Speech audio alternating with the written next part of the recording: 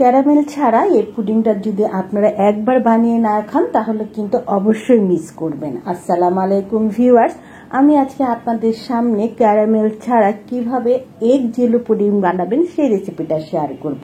আশা করছি আজকের এই রেসিপিটা আপনাদের অনেক ভালো লাগবে। আমি এখানে একটি সার্ভিং ডিশ নিয়েছি। এইখানে আমি হাফ টেবিল চামচ পরিমাণ ঘি ভালোভাবে এই ডিশের ভিতরে সুন্দর করে মাখিয়ে নিচ্ছি। একটি ব্লেন্ডারে 4টি ডিম নিয়ে নিলাম। হাফ কাপ পরিমাণ কনডেন্স মিল্ক দিয়ে দিলাম। হাফ কাপ লিকুইড দুধ দিয়ে দিলাম। 1 চা চামচ পরিমাণ এলাচির গুঁড়া দিয়ে দিলাম। 1 টেবিল চামচ পরিমাণ গুঁড়া দুধ দিয়ে দিলাম। দিয়ে ভালো করে এই সবগুলো উপকরণই ব্লেন্ডার করে নিব।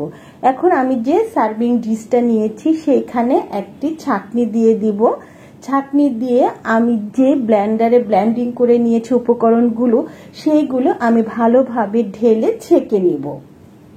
ছেঁকে নিলে এই পুডিংটা দেখবেন অনেকটাই ক্রিমি ক্রিমি হবে।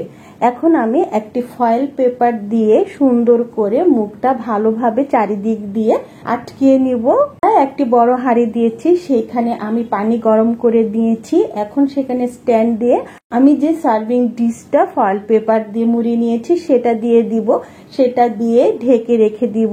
ঢাকনাতে যে ছিদ্রটা থাকবে সেটা টিস্যু দিয়ে আমি একদম সিল করে দিব। 40 থেকে 45 মিনিট পর্যন্ত আমি এই গরম পানিতে এইটাকে আমি জাল করে নেব। এই যে 40 মিনিট পর আমি এই ফয়েল পেপারটা উঠিয়ে দেখিয়ে দিচ্ছি এবং ভিতরে একটি শাসলিক স্টিক দিয়ে আমি দেখিয়ে দিচ্ছি যে আমার পুডিংটা হয়ে গেছে। অপরদিকে একটি ফ্রাই প্যান নিয়েছি, সেখানে হাফ কাপ পানি নিয়ে এই জেলোটা আমি দিয়ে দিব। এখানে আমি অরেঞ্জ জেলিটা দিয়ে দিব। আমি এখানে অরেঞ্জ ফ্লেভার নিয়েছি, আপনারা যে কোনো ফ্লেভারেরই এই জেলোটা ব্যবহার করতে পারেন। দিয়ে ভালোভাবে নেড়ে চেড়ে এইটাকে আমি জাস্ট একটু ফুটিয়ে নিব। ফুটিয়ে নেওয়ার পর চুলাটা বন্ধ করে দিব। চুলাটা বন্ধ করে জাস্ট আমি অল্পক্ষণ সময়ের জন্য এটাকে একটু ঠান্ডা করে নিব।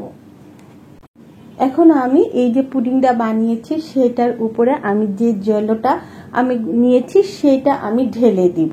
ঢেলে দেওয়ার পর এটার উপরে আমি কিছু টুটি ফুটি দিয়ে দিব। আমি টুটি ফুটি দিয়ে এটাকে সাজিয়ে নিচ্ছি। আপনারা যে কোনো জিনিস দিয়েই সাজিয়ে নিতে পারবেন, ডেকোরেশনটা যার যার মনের ব্যাপার।